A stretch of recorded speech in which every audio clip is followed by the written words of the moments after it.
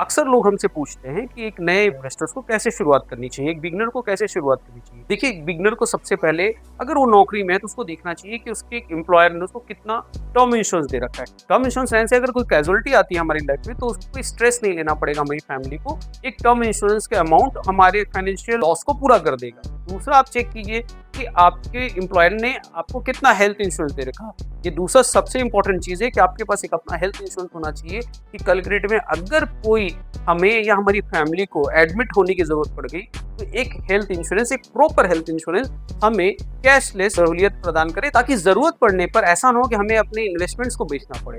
And तीसरा, the most important, कि हमें अपना इन्वेस्टमेंट्स करना है। इन्वेस्टमेंट करने का मतलब है आप कहीं भी कर सकते हो जो भी आपके पैसे को अच्छे से ग्रो करता है विद लेसर रिस्क। उसके लिए आपको अपने फाइनेंशियल एडवाइजर से मिलना पड़ेगा। फॉर मी, अगर आप बात करें तो बिगिनर को एसआईपी के थ्रू स्टार्ट करना चाहिए। पर मंथ एक फिक्स अमाउंट उनके अकाउंट से कटेगा और म्यूचुअल फंड में इन्वेस्ट हो जाएगा।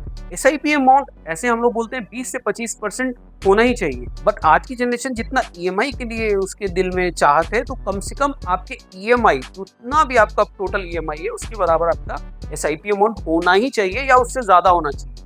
अगर ईएमआई के बराबर आपके एसआईपी नहीं है या उससे ज़्यादा नहीं है तो याद रखिए आपके बुक में माइनस फ्लो रहेगा। अगर आपकी ईएमआई 10,000 है और आपकी एसआईपी 2,000 है तो आप मंथ ऑन मंथ 8,000 डाउनग्रेड में हो, मतलब मंथ ऑन मंथ आप 8,000 के नेगेटिव बैलेंस में चल रहे हो।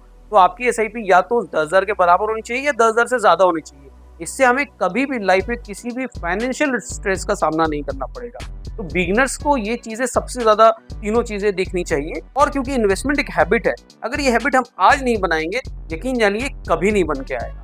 तो ये तीनों चीज़ें ज़रूर एक बिगिनर अपने साथ यूज़ करे। और इन चीज़ों के लिए सबसे बेस्ट है कि आप एक फाइनेंशियल एडवाइजर को हायर कीजिए।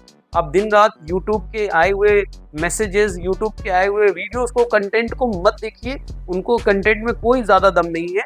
आप अपने फाइनेंशियल एडवाइजर से अपनी सारी जर्नी शेयर कीजिए, अपना इनकम शेयर कीजिए, अपनी लायबिलिटी शेयर कीजिए। वो आपको बताएगा कि आपका टर्म इंश्योरेंस कितना होना चाहिए, वो आपको बताएगा आपका हेल्थ इंश्योरेंस कितना होना चाहिए, किस कंपनी में होना चाहिए, और आपके एसआईपीज कितने होने चाहिए और किस किस पैरामीटर्स में होने चाहिए।